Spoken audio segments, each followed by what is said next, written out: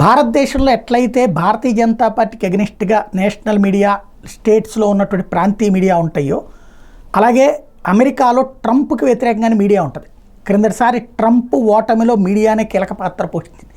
తప్పుడు ప్రచారాలు చేసి ట్రంప్ను ఒక విలన్గా చూపించి ప్రజల్ని అవతల వైపుకి, బైడెన్ వైపు మళ్ళించింది. దాని వెనకాల కారణం ఏంటంటే బైడెన్ టీం మీడియా డార్లింగ్ అనమాట.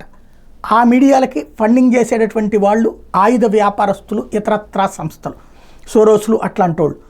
వాళ్ళకి ఇక్కడ ట్రంప్ అయితే వాళ్ళ మాట ఎండు, వాళ్ళని పట్టించుకోడు. కాబట్టినే ఇప్పుడు తాజాగా ట్రంప్ దెబ్బకి బైడెన్ పడిపోతున్నాడు అని తెలియగానే వాళ్ళందరూ కమలా హ్యారిస్ని ముందు పెట్టారు.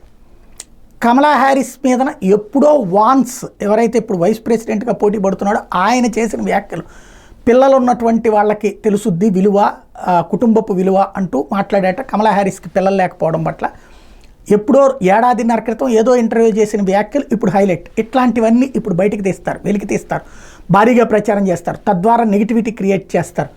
3 నెలల టైం ఉంది కాబట్టి ఈలోపు ఎట్టి పరిస్థితుల్లో ట్రంప్ని పనికిరాడు అనేటటువంటి పరిస్థితి, కమలా హ్యారిస్ దేవత అని చూపించే ప్రయత్నం ఆరంభమైంది.